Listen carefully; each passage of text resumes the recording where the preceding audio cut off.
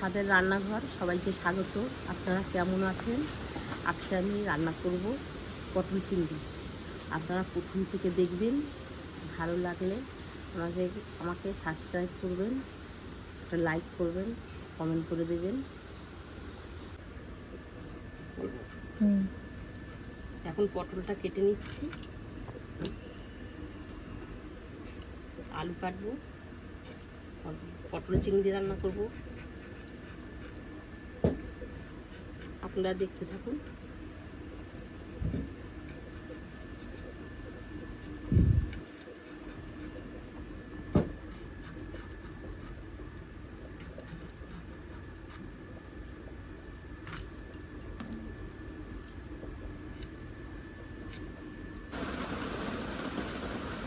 এখন আমি আলু কাটছি, পটল চিংড়ি রান্না করব।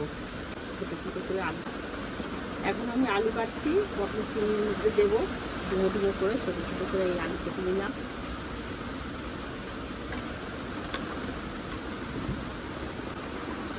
পটল চিংড়ির মধ্যে আমি শুধু আদা বাটা দেবো, জিরা বাটা, গরম মশলা।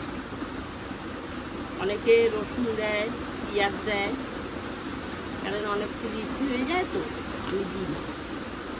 আমি আদা বাটাই দিই আর হালকা মশলা এই দিই। পটলটা ভাজবো, তেল দিয়ে দিলাম, সাদা তেল।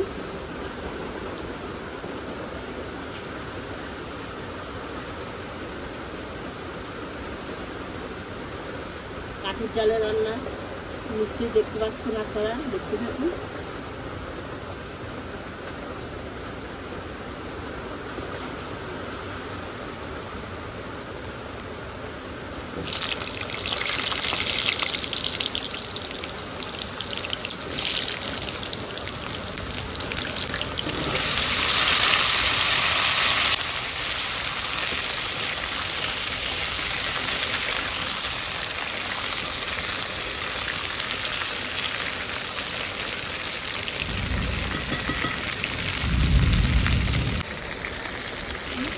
আমি যেভাবে রান্না করছি এইভাবে রান্না করে বাড়িতে দেখতে পারেন, খেতে কেমন লাগে।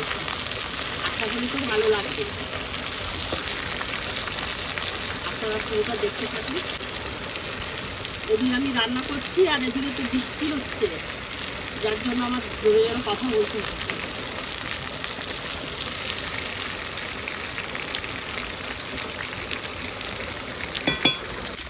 পটল ভাজা হয়ে গেছে, এবারে নামিয়ে নেবো আমি।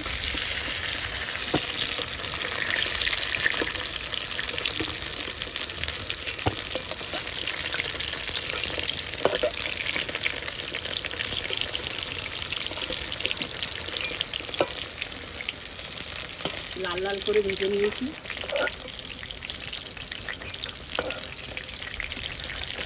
এইভাবে করবেন, খেয়ে দেখবেন, খুবই ভালো লাগবে। এবার একটু জিরা ফোড়ন দিয়ে দিলাম।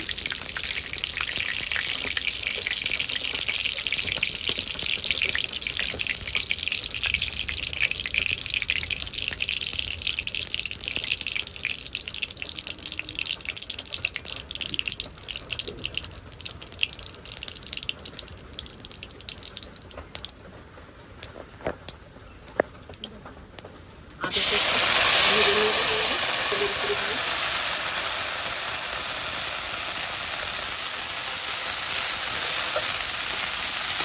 পেঁয়াজ দিয়ে দিলাম,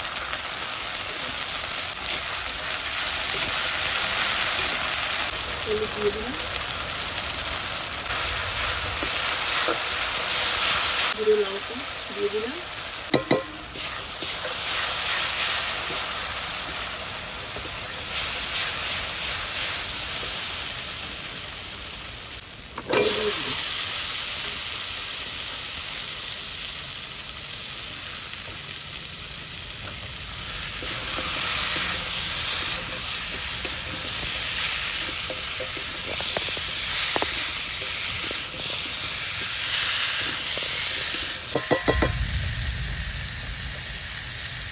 চিংড়ি মাছটা দিয়ে দিলাম, জল দিয়ে দিলাম।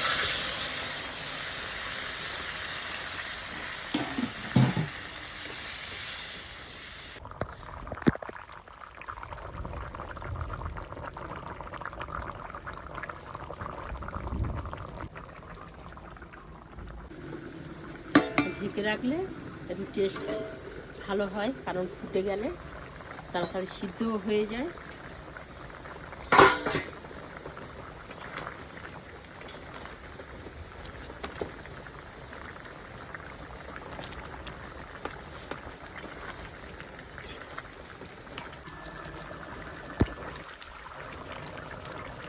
জিরের গুঁড়ো দিয়ে দিলাম অল্প করে।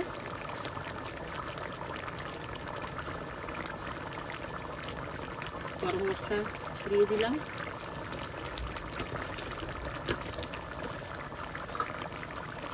এইভাবে নেড়ে লাগিয়ে দেব। খেয়ে দেখ, কাঠের চালে রান্না করে খেয়ে দেখবেন আর গ্যাসে রান্না করে দেখবেন অনেকটা তফাৎ। কাঠের চালে রান্না তরকারি ভালো টেস্টি।